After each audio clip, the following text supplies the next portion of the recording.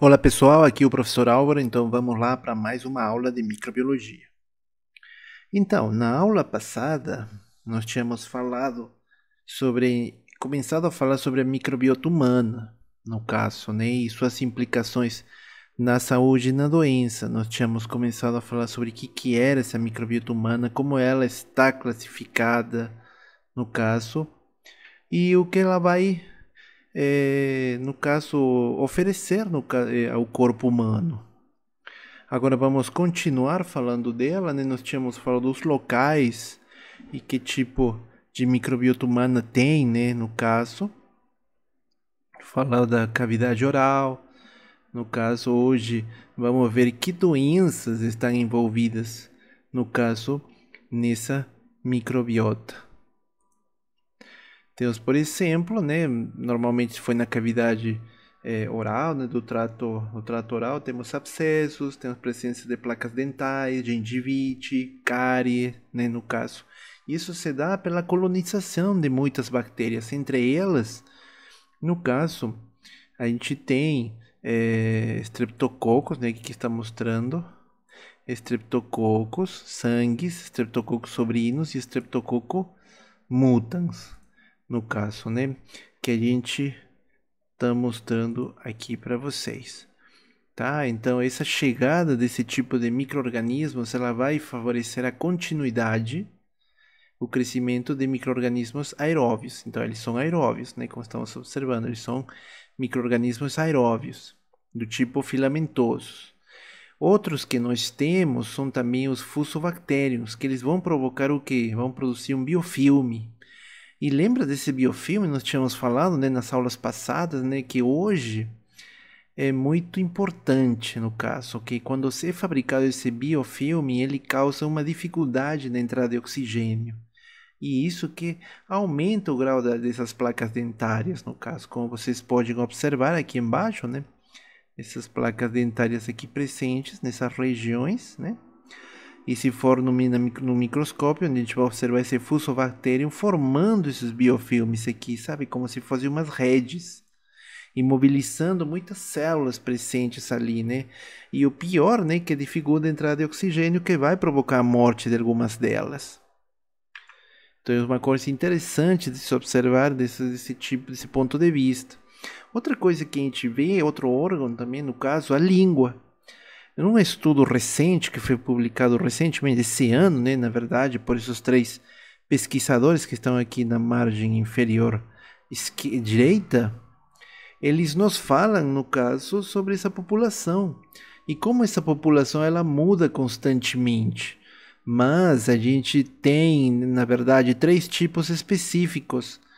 No caso, de três gêneros, né, praticamente. Obviamente foi encontrado 17 gêneros.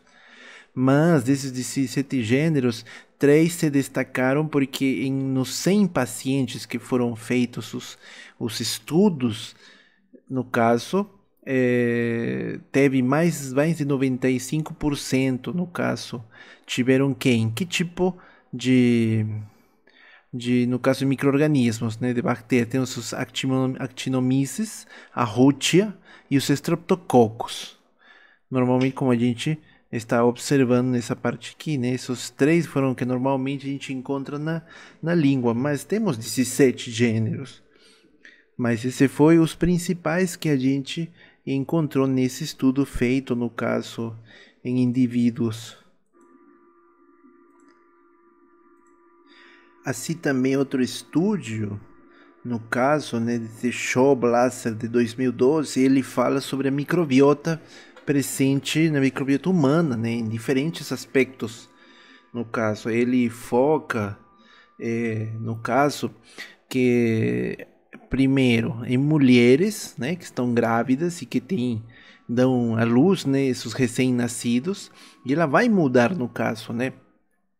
Aí ele nos fala também que tem essa transferência no caso de microbiota, também do leite humano, de mulheres que não receberam antibióticos e que ela constava, no caso, por ser de lactobacilos e bifidobactérias, principalmente lactobacilos, que ela vai passar através no caso do leite materno dessas mulheres para seus filhos, sem que tenha recebido nenhum tipo de antibiótico durante a gravidez ou lactação. Sabemos, né, que tem alguns tipos de medicamentos antibióticos, no caso se a mulher tiver muitas infecções urinárias, que ela pode receber alguns tipos de medicamentos. Só que o problema desses medicamentos é que eles vão, no caso, eliminar algumas bactérias da microbiota, né? Como por exemplo estamos falando, né, dos lactobacilos, no caso, né, dos lactobacilos e as bifidobactérias também.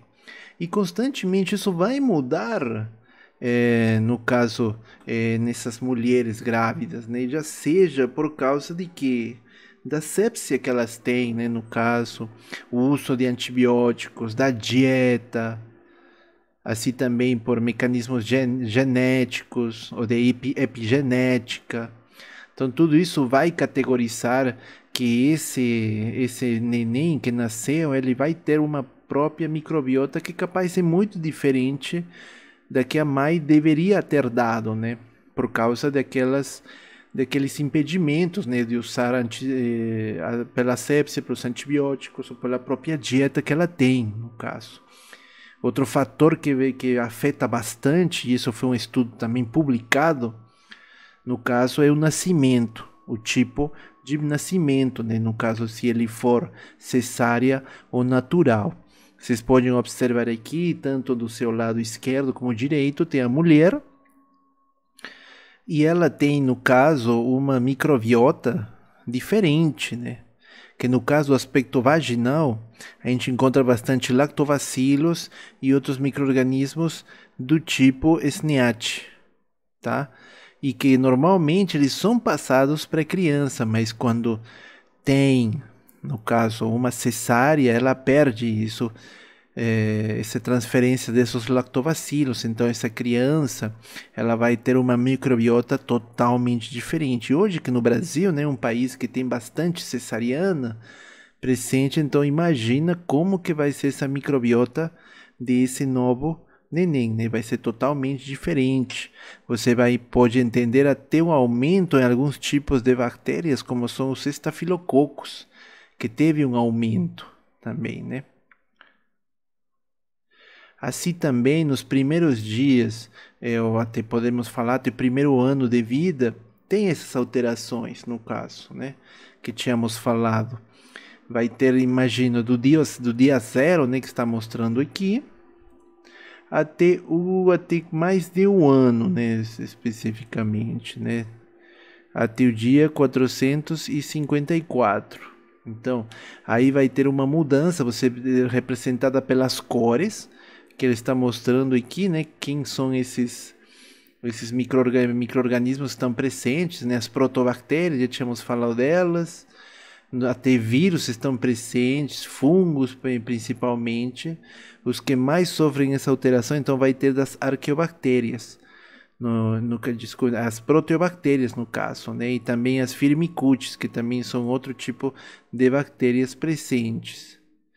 Tá? Então, num primeiro momento, até os primeiros 85 dias, tem um avanço, uma dominância dessas bactérias que são as firmicutes, que dominam todo o intestino do recém-nascido e que foram, né, foram passadas através dos lactobacilos do leite. Mais para frente, né, já falando do dia 92 até o dia 100, a gente tem um aumento de actinobactérias. Elas se tornam comuns, né? Talvez por causa de uma febre que normalmente pode acontecer nessa criança, uma doença pré-existente que levou a uma febre. Então isso ativa essas actinobactérias. E mais para frente, né, falando especificamente a partir do primeiro ano, praticamente até ano e meio, na qual muda também a dieta dessa criança, né? Então ela tem também a presença de bacteroidetes, né, que são outro tipo de bactérias presentes, que elas se adaptam, né, a material vegetal que é assimilado na dieta dessa criança. Então ela sofre, no caso, umas mudanças referentes nesses 454 anos dessa criança que tem, né, 54 dias, desculpa. Isso também tem mostrado muita mudança também nessa microbiota, por exemplo, cutânea, na própria pele. Tem feito estudos, né, referente a isso também. Tanto que a gente pode observar, né, essa firmicutes que tínhamos falado, ela também está presente maioritariamente no trato vaginal. No caso, ele também pode estar presente, aqui é vermelho, viu? No cólon, no esôfago também presente. E as outras actinobactérias também que estão presentes, essas de cor azul, né? Estão presentes no cabelo, no caso, na pele presente, né? Então tem uma grande variedade no caso. Isso varia muito, tipo, se a gente colocar um exemplo, nas mãos, né? Que você fala muito, né? Que é tudo igual, mas não é não. Ela tem muita mudança nessa microbiota presente, né, que seria externa, né? Através da mão esquerda versus a direita. Então vai ter mudanças no caso. Podemos observar também, né, que essa microbiota é muito dinâmica. E isso muda constantemente a composição em qualquer momento da etapa dessa pessoa, né, no caso. Maiormente, a gente, no caso, é populado por 6 filos, né, 6 filos, que tem mais ou menos 50 existentes, né? Tem mais de 50 espécies, no caso, micro-organismos existentes, uma coisa importante, isso ao longo da vida, tá? Se for, no caso, no trato gastrointestinal, já a coisa vai mudando um pouco mais. Porque ela vai variar, né, no caso, vai ter, dependendo a parte que está sendo observada do trato gastrointestinal. Imaginemos, como tínhamos falado, né, do esôfago, vamos ter streptococcus presentes, tanto no esôfago como na entrada, né, no caso do estômago, e assim por diante, né, no caso. Se for no estômago, nós vamos ter maiormente essas protobactérias, Helicobacter bacteroidetes, né, que tínhamos falado, actinobactérias e fusobactérias. Olha que nós tínhamos falado bastante delas, né? Elas estão presentes bastante tanto na parte terminal do esôfago como do estômago. Se já entramos aqui a parte do intestino delgado, nós podemos encontrar que tem, né, aquelas conhecidas que são os lactobacilos e enterococos, assim como também bacterioides presentes e também aquelas bifidobacteriums, né, bifidobactérias presentes. Estamos falando tanto no duodeno, no jejum e no ilho. Isso aqui no intestino delgado. E se a gente entra no intestino grosso, praticamente no cólon, aí vamos encontrar uma símvaria bastante, no caso, bactéria presente, né? Temos as Clostridium, as enterobactérias, ou seja, estamos falando de bactérias com um grau de patogenicidade maior. A Escherichia coli, no caso as Klebsielas, também temos lactobacilos no caso, Peptococcus, Ruminococcus, Staphylococcus, Streptococcus. Então você só encontra no caso, né, bastante bactéria que tem um grau de patogenicidade presente. Mas qual que é o interesse no caso, né? Se a gente for pensar no intestino grosso, tem a absorção de ácido biliar, no caso, né? Também tem produção da vitamina B12, normalmente um pH aproximadamente de 7. Se a gente for falar também no intestino delgado, né? Tem um processo de continuação da absorção de nutrientes, principalmente monossacarídeos, aminoácidos e ácidos graxos. E normalmente tem um pH de 4 a 5.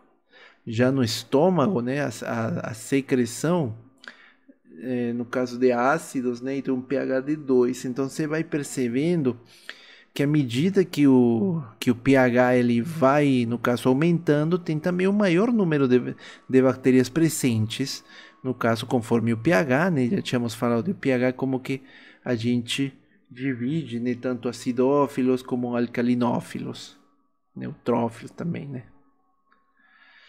Assim, podemos falar também que no 30% do peso seco das fezes são bactérias. Tá? E elas estão compostas por esses 7 tipos, no caso.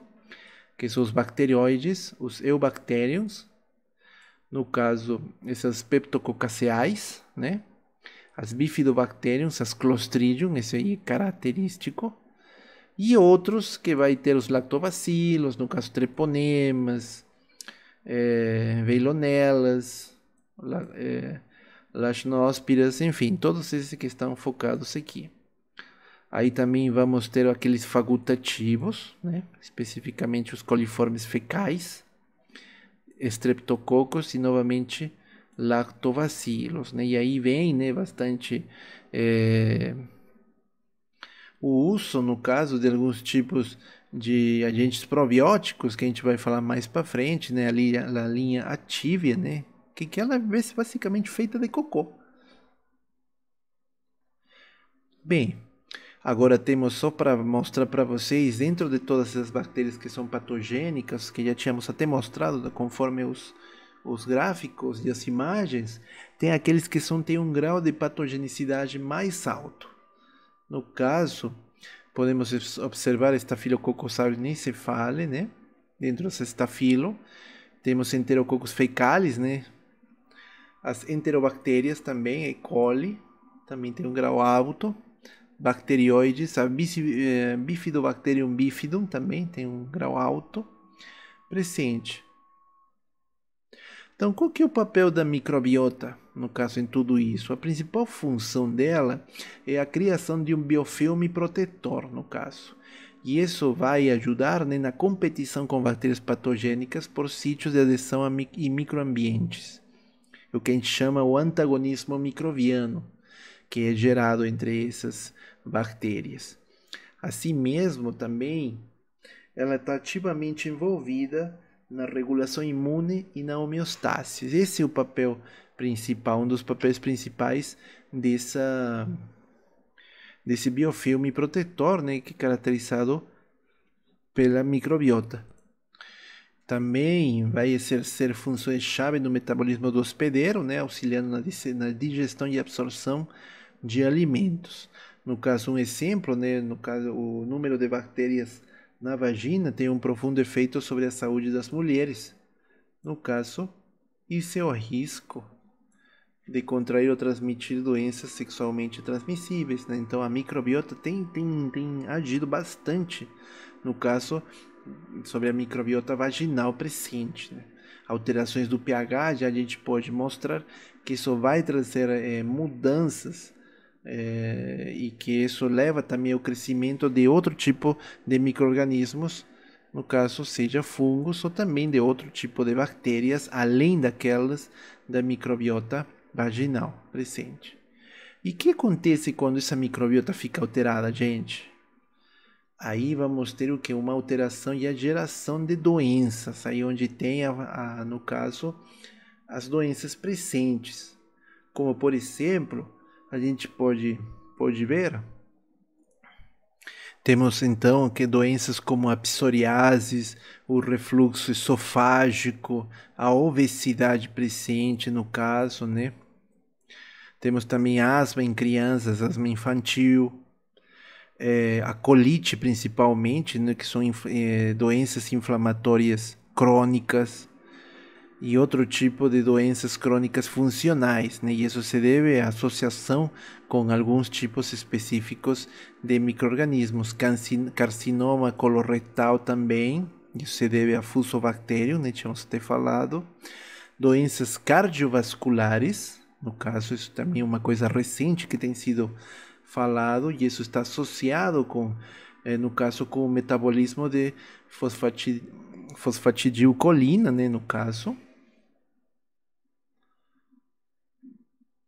Também, né, essa microbiota intestinal, né, quais são os vínculos com doenças e as disbioses emergentes que gera, né? Aqui coloquei um exemplo de uma colite ulcerativa, né, que também pode ser gerada por isso, né? Tínhamos falado da colites, a síndrome do intestino irritável, doença inflamatória intestinal, síndromes metabólicas, obesidade, diabetes, esclerose múltipla, Parkinson, alergias e problemas na autoimunidade, no caso, né? Isso foram experimentos feitos, né, da relação de pacientes que, no caso, nesses camundongos, foi modificada essa microbiota e esteve relacionado com a obesidade deles mesmo.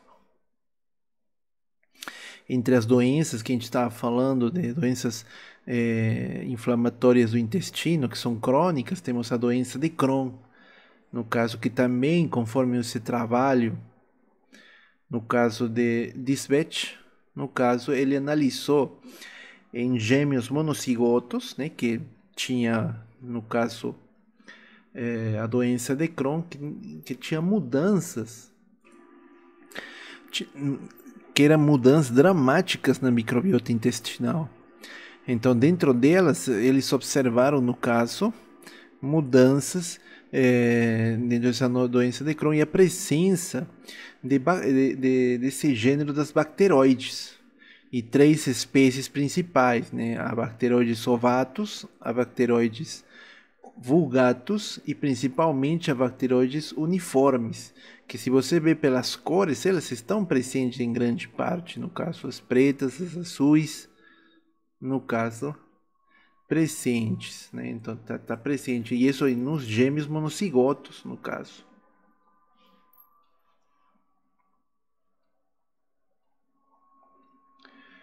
Então, também a microbiota não deixa de também estar associada no tratamento, no caso, em pacientes que têm alguns tipos de problemas, né?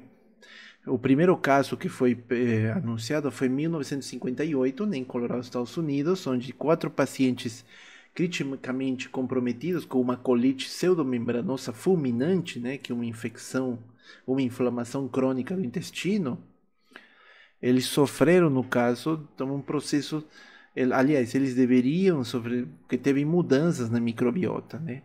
Já mais tarde, em 2000, teve cepas multiresistentes da Clostridium difficile, né? Tínhamos falado um pouquinho sobre essa Clostridium, né? Então, e isso a cada ano tem 3 milhões de casos novos, 300 evoluem para a morte por dia, né? No caso, com essas mudanças na microbiota. Isso o custo anual para o país é de 1 bilhão por ano somente nos Estados Unidos. Tá? Então, para isso, qual que seria o tratamento? Um transplante da microbiota fecal de um indivíduo saudável para um receptor, no caso. E foi feito, né? Teve nos Estados Unidos, através desse médico, o Dr. Alexander Krutz, que ele, né, no caso, em 2010, teve esse primeiro transplante nesse paciente, né, no caso, que eles tinham cepas multiresistentes de Clostridium difficile, né? Então teve esse transplante. Ele utilizou uma bacterioterapia, que a gente fala, né, que esse transplante de microbiota fecal, no caso.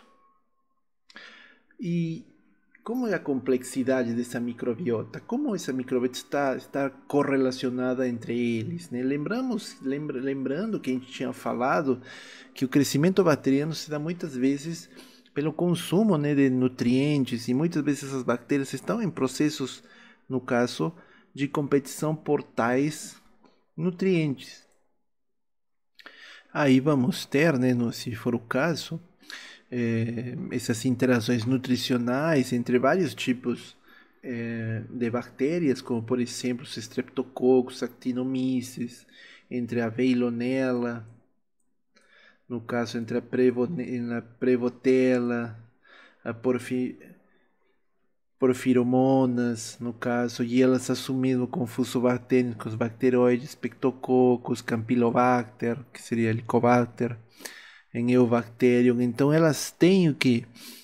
Uma interação nutricional, já que eles consomem lactato, carboidratos, no caso, acetatos, menadiona, no caso, então,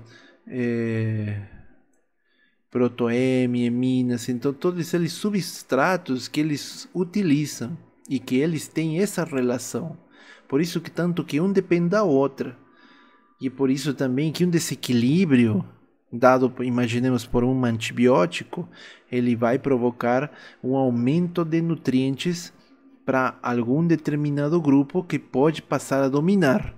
e causar a patogenicidade de alguma dessas bactérias. Essas microbiota também interage com terapia medicamentosa, tanto que é um perigo. Hoje está se estudando isso, no caso recentemente. Aí se fala de algumas drogas, a gente coloca alguns exemplos aqui, né, que alteram essa microbiota.